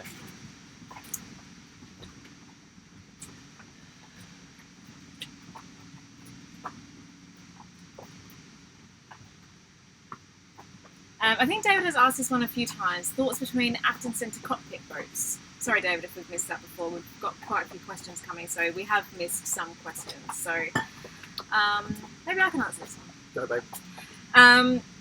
So I think that in theory, having a centre cockpit boat when you're doing kind of a lot of offshore cruising or a lot of sailing, that is a good thing because you are in the centre, the motion is less prominent, the motion of the boat is less prominent when you're in the centre. It's a much more comfortable sail. And usually a centre cockpit boat will have an aft cabin, which is a lot bigger, which is obviously a lovely thing to have. So generally speaking, when you're looking at boats that are centre cockpit, they'll have a smaller cockpit, but it will be a more comfortable place to be positioned when you're kind of sailing, and you have obviously a lovely big main cabin. The problem, so Nick has said that if we were to get another Mullahoe one day, he would want a centre cockpit boat for that reason. They're also often quite deep, so they are safer than having like our aft cockpit boat, our aft cockpit, because we have a gap in the cockpit at the back. So theoretically, this cockpit is less safe than a deep centre cockpit. My problem is that almost, I think without exception, every single boat that we've been on to that has a centre cockpit, the cockpit is quite small. Even bigger boats, much bigger boats than us. Even, we've mentioned our friends before, John and Sandra, they've got a Discovery 55, beautiful boat, obviously a proven ocean cruiser. You couldn't ask for a better boat for circumnavigation. And we sit in their cockpit and we're cramped. 4 of us are cramped. And we sit in our cockpit, the cockpit we're sitting in right now, which is on a 38-foot boat. It's an aft cockpit, and it is so beautiful and spacious, and I don't see how we spend almost all of our time, our waking hours, in this cockpit. We have people over and we all sit in this cockpit. This cockpit can sit probably between 6 and 8 people, depending on how squished we want to get. We've got 14 with everyone in the back. Right, and plus, people sitting on the helm seats. So our cockpit is great for us. We love it, and we find it really difficult to give up. And thankfully, with our particular boat, with the Southerly 38, one of the reasons we love it, amongst many others, is that we not only have the aft cockpit, which is spacious and lovely, but we have an aft cabin, which is also quite spacious. It's double width, which means we get an island bed. Right, we get an island bed, we get a reasonable amount of headroom. I mean, I did hear Nick hit his head only yesterday, so, the headroom is a slight issue. It's not like you've got a full headroom, but it's still spacious, it's still light-filled. I mean, we should do a tour of our boat at some point. We're going to. It's on the list. We had it all lined up last year, and the hard disk. We lost the hard disk. Yeah, we did. So anyway, that's my thoughts on aft versus centre. So if you're going to circumnavigate and do something like the World Arc, which is amazing, it goes around in 18 months where you're going to spend probably 16 months sailing and 2 months at anchor, centre cockpit. If you're going to doss around the Caribbean, where you're going to spend a lot of time in the cockpit, get an aft cockpit boat. Or like a lagoon, which is basically like all living space, and forget about the sailing. Someone asked about the blue hull again. Our last boat was blue, so that's the first thing. The thing you have to understand is that boats heat up, and if you've got a dark colour, they heat up a lot more. Yeah, I know that they're insulated inside, but you will find a blue hull boat heats up a lot faster inside than a white hull boat. Secondly, in strong sun, the blue oxidizes really quickly. I had our boat with the hands for 2 years, and the oxidization on the top sides was marked. I had to continually buff it off. It's not. So I'd never voluntarily get a blue hull boat again. And what if you take some, like a nick out of the gel coat? Is it hard to match the colour? Colour matching is difficult as well. So you've got the scrap, and they scratch so easily. So yeah, I don't think I'd ever get a coloured hull again. There you go. There you go. Even an Oyster 625 in blue. Do you know what? If I got an Oyster 625 in blue, I'd have it wrapped in white. Wrapping is now a really good way of getting a boat any colour you want. For the cost of a 625, which is probably upwards of $1 million, you can get it wrapped. You can get it wrapped for a couple of thousand. There you go. George says, my wife and I are considering a non-such 30. I don't know what that is. Do you? No idea. Sorry, mate. Phil and Laura said, I offered to buy you a boat looking at the Sudley 540. Thank you. Can we have it in white, please? Thank you. That'd be Phil and Laura. That'd be a 540. Yes, that's it. We can have one each, and we can sail together all through the world. Bruce, you are completely correct, and Bruce, thank you again for that bourbon. That was delicious. Anthony Nolan, which brand of cat? All right, I'm going to say it's Antares, the PDQ, the Antares 44i. It's just an amazing boat. Yeah. Yeah, I think it's, that is that's probably up there with the list of people of marks who would definitely choose. Yeah. On look out, seriously. Yeah, Omar says, I have a 34-foot production cat for coastal cruising and love it so much better than my monohull. Exactly. I mean, it really just depends on what the purpose of the boat is going to be. And I think for coastal cruising, then, I mean, you can almost pick any kind of boat that appeals to you. If you're going to remote, isolated places and you're going to be doing long offshore passages, 3 weeks at sea, etc. and so on, then you have to give it a little bit more thought. But well, I remember seeing Chase's story, sailing across the Atlantic, and I think it was Tasha said, this just feels like cheating. It's so easy. The boat doesn't heal, you're wandering about, they were playing cards, Yeah. Jeremy, you were correct, Antares, you beat me to it. Tony says, where are we now? We are in Marsh Harbour in the Abacos. Samantha says, do you have a preference? Oh dear, I've lost the other half of that question. Nicholas, see, you did it as well. Yes, my love. Yeah, sorry, sometimes when we touch the chat box, it skips down to the bottom. Do you have a preference of the maximum days sailing at once? Yes, none. Alright, anything either below or above 3 days. 3 days is a pain in the ass. Are we talking about, I think we're talking about an offshore passage. Yeah, that's what I mean. Right. Basically, if you want to do long offshore passages, first night, second night, third night are miserable because your body's just getting used to it. After 3 days, you get into routine and it actually seems to be okay. So 1 night or no nights is one thing. But yeah, once you like, if the weather's okay, like after 3 days, it's easy. Anyway. Phil said, I heard you had a look at the Naughty-Tech. What do you think was wrong with it? I didn't like it. Yeah. A beautiful looking boat. But and not fast. Alright, do you want to answer this? I will answer with my opinion. Answer with your opinion. To me, the Naughty-Tech, they don't look boaty enough. I don't like the lines. They're very square, they're very modern. They're inside, they're all kind of hard edges and square corners, and they're beautiful, but they're not boaty enough for me. Okay, I would say on that I think modern, like 2018 boat design that's the way it's going. It's going square and boxy, and I think it's just a fashion thing. Yeah. I think. I don't know about the older Naughty-Techs. What they used to do? I don't know, but put it this way, there's a lot of people that have got a lot of money that live in these really amazing houses and buy these really amazing, probably furniture in their apartments and have a really amazing garden, and they'll spend $1 million on a yacht that looks like an IKEA boat. And you're like, why have you done this? You could have bought something which looks so much better, but that's personal choice. The thing about the Naughty-Tech is, look, if I was just going to cruise around the Caribbean for a couple of years, the Naughty-Tech is an amazing boat. There are things I'd want to put change on it, which are just little niggles. And we got our friends who are Naughty-Tech are very happy with Bavaria to change different things in their boats. I'm not sure for circumnavigating it is going to be what I want. They have exposed helm positions, which I have slight issue with. And even though you can, I think, helm from a different position, it's just wasted space. It's wasted use of equipment. You can't helm from a different position. Yeah, I think Naughty-Techs have got I think there's 2 Naughty-Techs, 46. I think one is inside and one is outside. But for long offshore passages or night watches, you do not want to be on an exposed helm position. Yeah. I also, there's like that scene in Father Ted. For those of you who've ever watched Father Ted, where one of the priests comes in and starts pulling stuff apart, because the bookshelves aren't up to scratch. I would want to get into one of those boats and really give it some grief. That's why we chose the Southerly. We went on to 2 other production boats that were lined up that weren't. We were never thinking about buying a Southerly. We were going to buy a production boat, and literally, I was able to pull the fiddles off of the bookshelves. And I'm like, nah. If I can pull a fiddle off, it's not going to happen.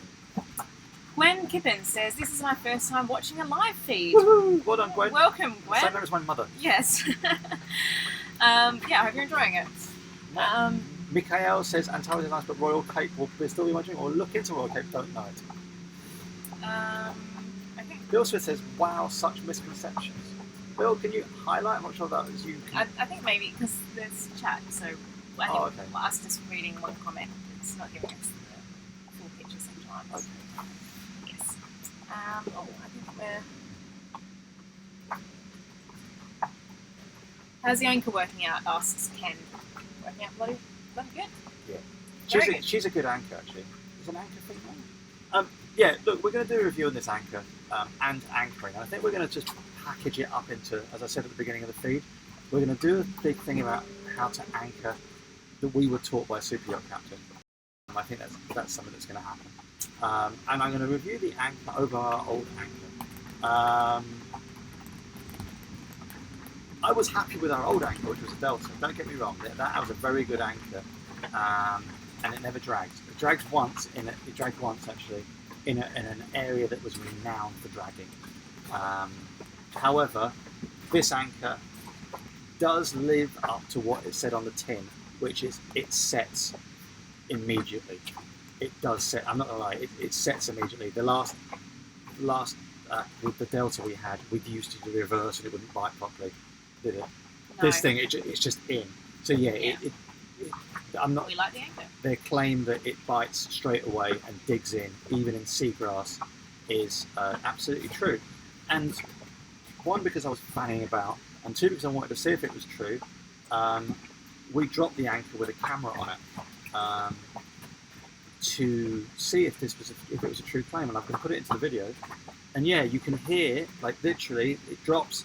As the chain gets pulled, the damn thing goes in, and you can hear it just, pulling into seagrass. It does work. So there you go. SP Doing It Right asks, are there websites that you use to find information on where to check in, different countries, find good marinas, find ATMs, good restaurants, etc.?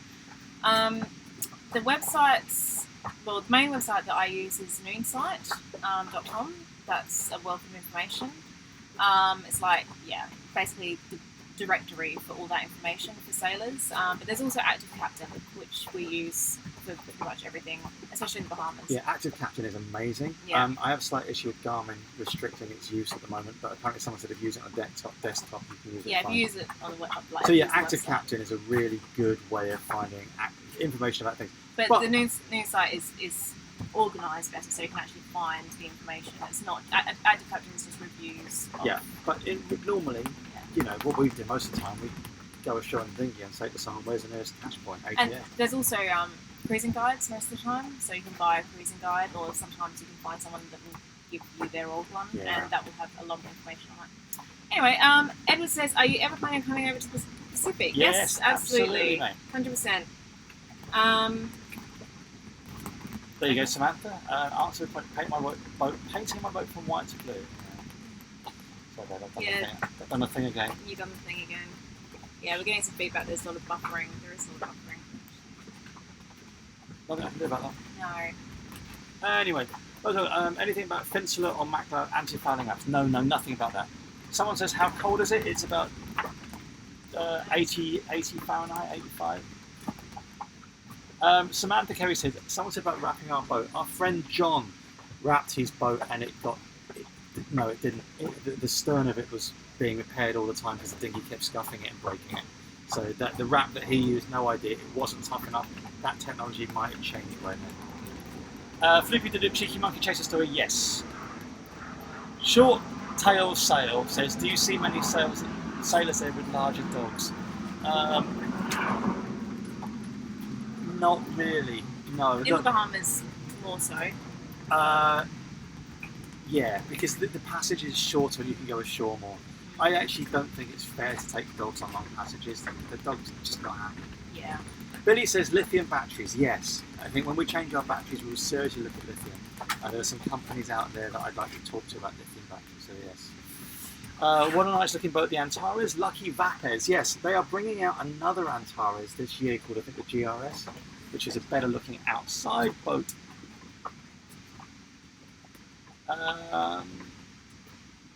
Joe, 88, it's about 88 here. Lifan Death says SSD solid state drive, expensive but way more reliable. They are. The problem is that I looked at solid state drives to get like a 4 terabyte one, which is what we need. Like they're just like crazy prices, absolutely crazy prices. Like you can get a half terabyte one of 500 gig. It's like it's not that expensive, but they don't do them in the capacity that we need. Literally, we fill up. We've both got 2 terabyte hard drives. They fill up in 2 months. The amount of footage we take and work we do. All right, back up. Stephen Gerrard says, I think you should be sponsored by Southerly. Stephen Gerrard, could you please email Southerly and tell them this? I have emailed them a couple of times over stuff, actually. I emailed them a couple of weeks ago, and I'm like, do you want, like, we own a Southerly, like, do you want us to mention, like, to link to your website? Like, we don't charge for this. And they never bother replying. SV Whispers, are we going to the Napa Spring Boat Show? No, we're going home to Europe. We're sailing across the Atlantic. There may be a bit of buffering at the moment. Sorry about this.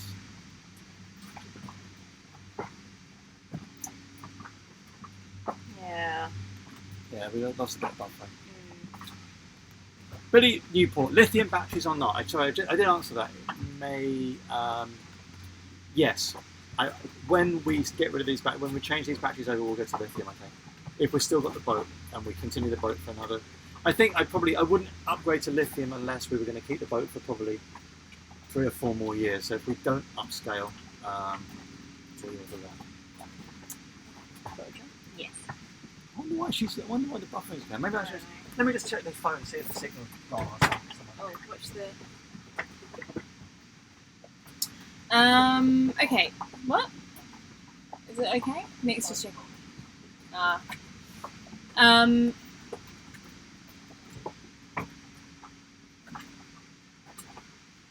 Yeah, that's just the buffering now. Okay. So, I'm just waiting. Anthony says, do you not get bored sitting at anchor most of the time? No, what would you? Okay. Found the problem with the buffering. I managed to drop the phone. The phone had buried itself, so that the signal went a bit poorly. Anthony, do you not get bored sitting at anchor? Do you know what? No. Do you know what? Okay, so this is a day in the life. I think Kevin asked for that, but he's probably gone by now. Like we work at the moment. We probably each put 30 hours a week into video editing, video taking, social media. So as I said on Thursday, I started work at 9 and finished just before 5. It's a full-time job, this YouTube thing. Not complaining, just saying. And also the boat is definitely a full-time job. Yeah. And we don't just sit at anchor. Just going to do the shopping, like the grocery shopping, takes 2 hours at least. So, there's always jobs to do. So yeah, living on a boat is definitely not boring. Scott Van Dyke says, "Hi guys, what is your opinion of a Halberg Rassi 43? A Halberg Rassis are amazing boats. That is also something I would seriously look at for circumnavigation and have a Halberg Rassi. I like them. Wade, do I put on my fiddles often? I am strumming away like a cat. John, hello from the Wirral. Have fun in Bermuda. I grew up there. Do you know where you're anchoring, close to Dockyard or close to Hamilton? No idea, Pam. Better get onto the Arctic and find out where. Yeah. Cavit115 says, what are your recommendations on the head toilet situation for a soon-to-be boat owner? What do you mean? They're not Cavit115. Can you just maybe tell us what you mean by that? Do you want us to tell you what toilets we would recommend or not recommend, or what the situation on flushing toilet paper down the loo is, or anything? If you just answer that, I'll give you a question. Any thoughts on the Moody 54DS? Someone asked that about half an hour ago. It is. If it's made with the same build quality as the old Moody, it'll be very well built. And I think it's ugly. Hey, Dread Doctor. Darcy says, any thoughts on Beneteau boats, say 2002 to 2016? It's a very, very expansive question. They are perfect boats, and a lot of them, especially if they're used, will have had a lot of their gear uprated by previous owners. Perfect light to medium displacement boats. Perfect for sailing around the Caribbean.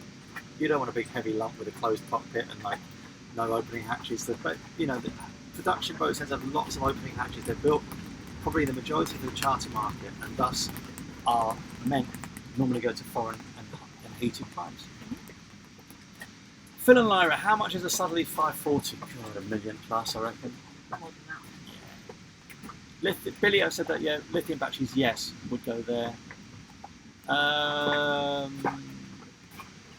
Dread Doctor, the buffering should have stopped now. I managed to drop the phone. Dave said, dear, Southerly went bust. Southerly went bust twice, and then they were bought by Discovery Yachts. They're up and running fine now.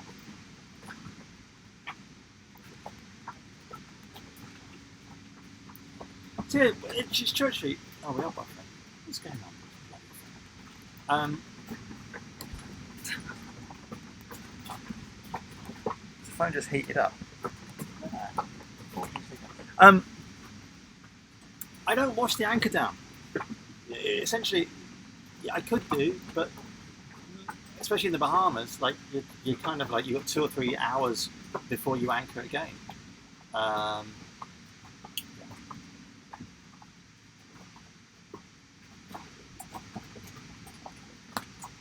Now it really is fucking buffering. Oh no. Leave it. Sugar's fine. John, a little buffering of everyone.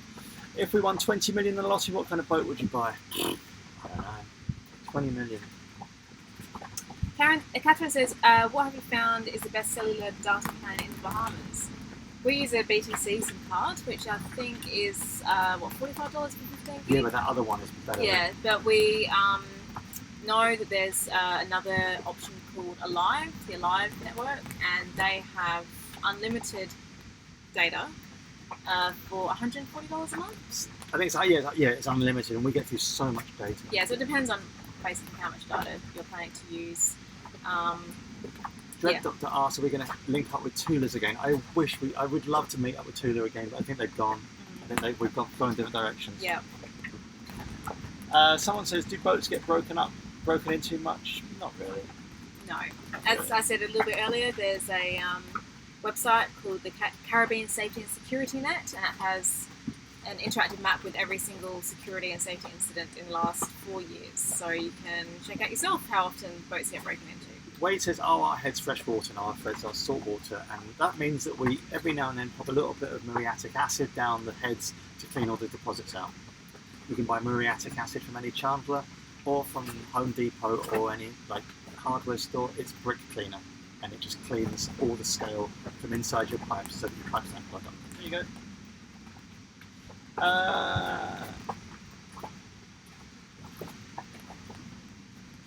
Gator Baker says, for someone who is starting out, are you still a fan of getting any boat and starting, or holding out and getting it? No. Start small, work out if you like it or not. Yeah. Just, let's still say that. We've met a couple the other day. Their first boat was like a 50-foot cat. I'm like, well, that's what you want to do. 52-foot cat. Okay, Cabot says, I would like to find out which brand of toilet would be practical and needs less maintenance, manual versus electric flush. All I would say is that our Jabsco needs a lot of maintenance, both of them do, and the service kits are astronomically expensive. I'm actually going to correct myself there. West Marine service kit, sell the service kits at an astronomically expensive price. So just look at the total cost of ownership. Dave says, hi Nick, what certifications do you have for cruising in the Caribbean? I've got a Yachtmaster Coastal, but never had anyone else. No one's ever asked for your certification? Corey says, what are our thoughts on Formosa sailboats? No idea, never seen one. Okay. What would we have done if we had sold our boat? We'd have bought another one. Yeah, that's it. So I think we're about done, are we? Yeah, I think we're about done. We've been going for a couple of hours now, which is kind of crazy. Dread Doctor asks, I'll just finish these questions. If anyone's got any last questions, put them in now, because we're going to cut it. Would I trade a boat for a new one or sell it outright? You tend to not get the best deals if you trade. If we traded it, I'd have to get the full market value for it, and no one is going to give us that. Andre, would you change for a composting toilet? Don't know much about them, but probably not. Have you thought about season sailing the Great Lakes here in the States? I'd love to, but the American government don't make it easy for us to come in and out. Our visas cause problems with that. James Dagger, problems with our rental properties, we have them all managed. Joe the computer guy, hello. Asked earlier and didn't hear a response, sorry. With Nick's glowing comments liking the US, are you ever considering moving to the US? We were talking about this the other day, actually. I would love to move to the US. I really, really love Charleston. And I said to Therese, in our dotage, it wouldn't. The Bahamas is such an amazing cruising ground. Like, to kind of buy a trawler, keep it up north of the hurricane belt, come down the ICW like at 8 knots in a trawler, and then come over here for 6 months a year. It's perfect. You know, there's not a lot, and that would actually fulfil our visa requirements, because we can leave the boat in the, we take the boat out every year to take it to the Bahamas. That would renew our cruising permit, and we'd be out of the US. We could get our visas renewed. So yeah, I would. I love the US. I think America's an amazing place, and to tell you the truth, one of the biggest regrets I have is we left so many friends there. Yeah. Someone asked whether ginger beer is easy to get in the Bahamas. Absolutely, yeah, yes. We got loads of it, so you could drink it on like. I think I had some just before. How long to cross the Atlantic and were you scared?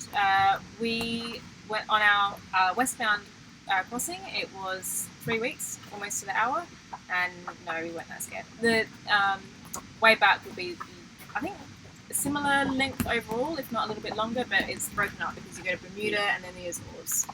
David says happy Sunday, everybody, and someone else says please hit the like button, please do that, and subscribe. And Ken says go for a swim and stop working. Actually, the water here is not that you great. Want swimming, mate. Christy says, hello Christy, thank you so much. Jeremy says, if you've got lithium-ion batteries, would you consider an electric cooktop like Delos? No. Yeah, I saw that on their Instagram story. At that time, I didn't understand. I would go for that. We don't have the space for a battery bank to run an induction hob. And my thoughts are that you've still got to put all that power back in, so I'm not sure. Yeah. I prefer gas cooktops anyway. How's the bush bee going? Yeah, it's still in the build, mate.